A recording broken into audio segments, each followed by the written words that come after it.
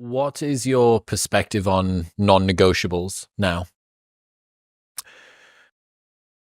I don't believe in non-negotiables anymore. You've negotiated the non-negotiables away. Well, we've spoken about perfectionism, right? So let me try and draw a connection between this and perfectionism. As a perfectionist in recovery, I don't believe that this idea of non-negotiables is helpful to me. Because again, a non-negotiable implies that I will not negotiate on this. I will always do this. For me, there's hints of perfectionism there, right? Because everything in life is negotiable, Chris. Everything. Nothing is a non-negotiable. So I could tell you, for example, that I'm a calm, peaceful person, which I am, and I will never be violent, right? That's a non-negotiable for me. Always going to be peaceful. Well, hold on a minute. What if I was out with my two children and someone was trying to attack them and threaten us? My non-negotiable suddenly becomes negotiable. I could quite easily believe in that moment I could become violent. If it was to protect my two children, who I love with all my heart, yeah, I probably would. That may seem quite extreme, but I love going to extremes, Chris, because I think it's in the extremes where you learn the veracity and the truth about a concept. Edith Eger in Auschwitz, at the extreme, she was living in hell, and even in hell, she could reframe her experience using her mind. I use that in my life to go, hey, Rongan, you're struggling to reframe what that driver did or that email that someone sent you. You know what, Rongan? Edith could reframe stuff in Auschwitz. You can probably reframe this in your life, right? I use it as inspiration for me, not to beat me up, to inspire me. And so why non-negotiables for me can be a problematic concept. I think I've also got to be clear, Chris, different concepts land for different people in a different way depending on where they are in life, right? So let's say you're struggling with your health and you're feeling lost, you're feeling lonely, you don't know how you're going to get any motivation to move forward in your life. A non-negotiable might actually be really good for you where you go, no, actually every day I'm going to wake up, I'm going to do that 5-minute workout. And I'm going to go and have a cold shower for 30 seconds. And by not missing for 3 months, you literally change your identity and how you view yourself. But I've been through that process. I'm in a different stage of my life now where a non-negotiable to me ends up beating myself up in my head. I'll give you an example of how that played out for me. I actually find behavior change quite easy these days. And I believe that one of the central ideas in this book is that effortless change is possible when you get to the root, but we're not getting to the root, right? So I can imagine 4 years ago on New Year's Day, I would wake up and be like, right, that's it, Chatterjee, you are nailing meditation this year, right? You've seen the studies, lowers stress, lowers anxiety, can increase the matter in your brain, the brain function, right? That is it. This year it's happening. And I would nail it, 20 minutes a day. First week, second week, I would miss a day, let's say the third week of January. Oh my God, Chris, I would beat myself up in my head.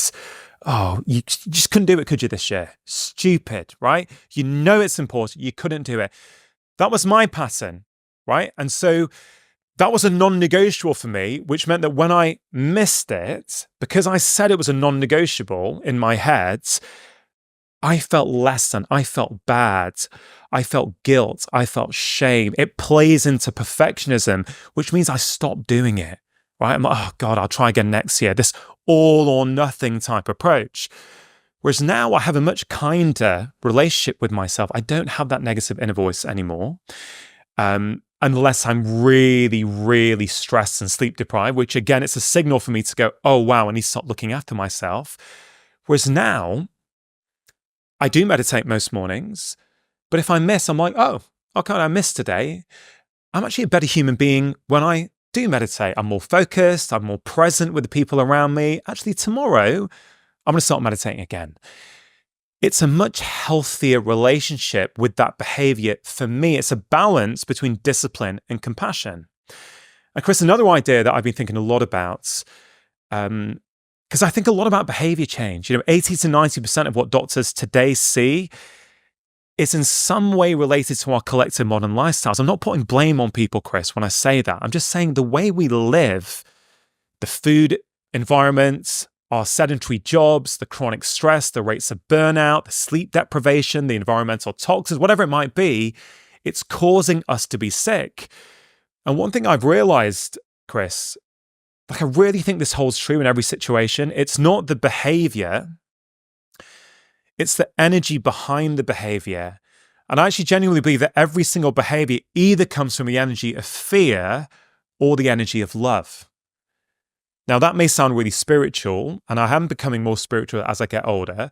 But I think although you're an American now, although you live in America now, you're still a Brit by birth, right? Adopted, like me. Adopted. Right? So this idea of love and that we can love ourselves is quite an alien concept, I think, in the UK. Right? We don't like to say that. But I can, on this mic in front of you today, say, although I still struggle to say it, right? I was going to initially say, look, I really quite like myself, but dare I say I love myself, not in a narcissistic way. Like, I'm clear on what my values are. My 3 core values are integrity, curiosity, and compassion. Those are the 3 values I believe represent who I am and who I would like to be. So I regularly assess in the evenings, maybe on a Sunday, how much of this week, Rongan, were you in alignment with your values? When did you behave? When did you not behave, for example? And when you get to that point, you find that everything within you is quite aligned.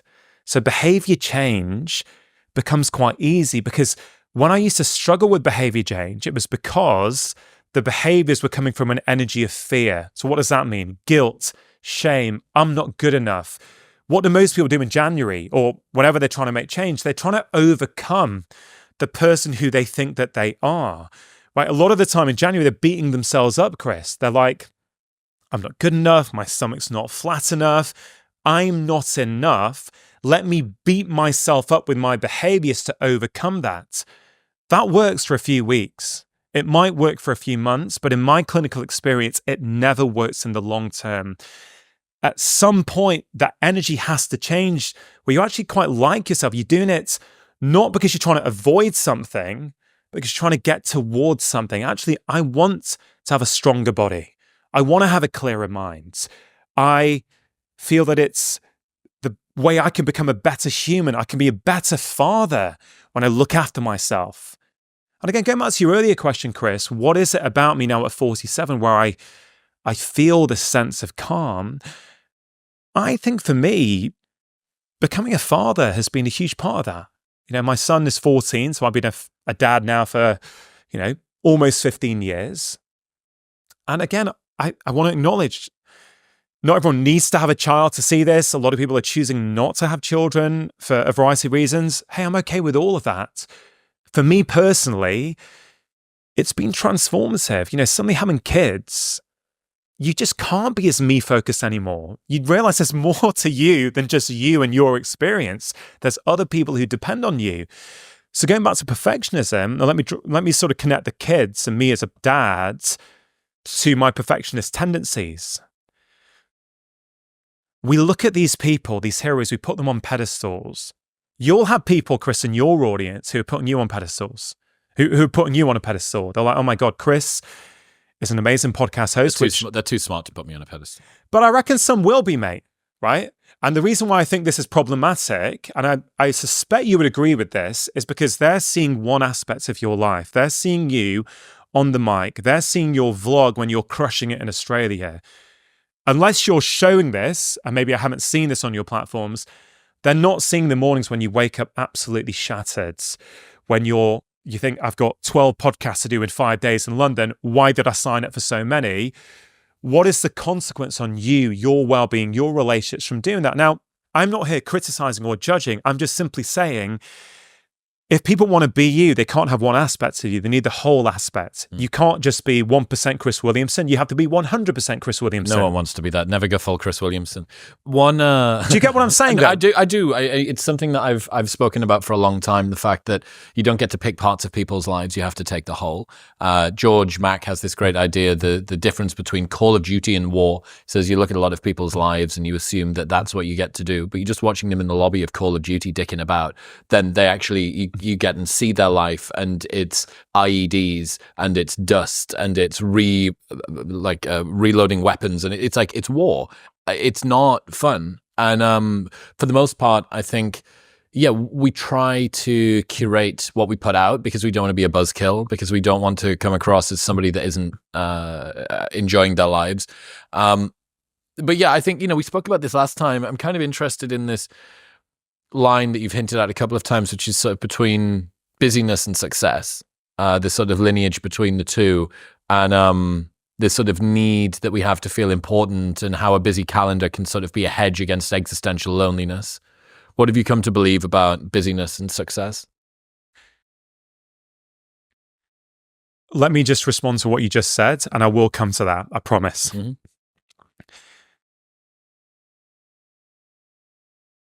You can't just take that one aspect, like I mentioned about John Bon Jovi, like you've just mentioned, right?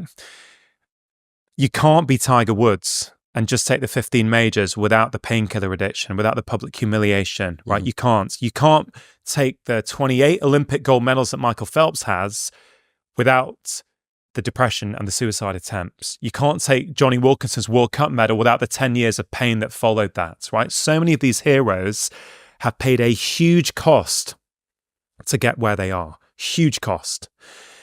And we often just look at the upside and not the downside. And that's where that write your own happy ending exercise, I think, can be so useful. It sounds simple. Oh, just a little 3-question exercise.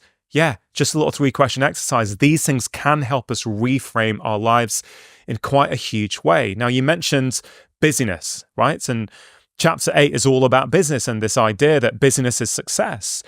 And the reliance, because everything in this book is about a reliance we have, right? So I believe busyness comes from our reliance on feeling important. So both you and I have spoken to Will Storr before on our podcast, author of many great books, but The Status Game. It's a really good book that Will wrote. And in that book, he makes the case that status is a universal driver in all humans. But status is not the amount of YouTube followers you've got, the amounts of Instagram followers you've got, your celebrity status. Will makes the case that status actually is that feeling that we are of value to other people, right? And I think it is what drives us all. Now, I think many of us now in the 21st century are living these disconnected lives. We've moved away from our communities, our tribes, the people that know us, the people that knew us. And we might have moved away for work opportunity, right? Which is fantastic, but there's a consequence. Sometimes we just don't feel a value in the old hunter-gatherer tribes. You would know your value. You were you were the forager, you were the hunter. There was something that you were providing to the people around you. This is probably one of the main reasons why people who follow religious practices, not are religious, but people who follow religious practices are happier and healthier than those who don't, because a lot of those religious practices, depending on which religion you're talking about, are about doing things for others, showing you to be of value to others. But I think we have a value deficiency in the modern world where we don't know that we're of value to others. So some of the way we get that is by overworking and pushing ourselves really, really hard, because then you can say, yeah, I am important. I have this reliance on feeling important. And now I think that reliance, that over-reliance, I should say, is pushing many people beyond what they can cope with, and it's making them sick. This is why this matters so much to me, Chris. I have seen time and time again over the years in clinical practice, people who thought they could keep pushing. Nothing will happen to them. They can keep pushing. They're the superheroes, right? Until they get hit with the autoimmune illness and they wish, oh, man, I didn't need to do this. I wish I'd stopped earlier.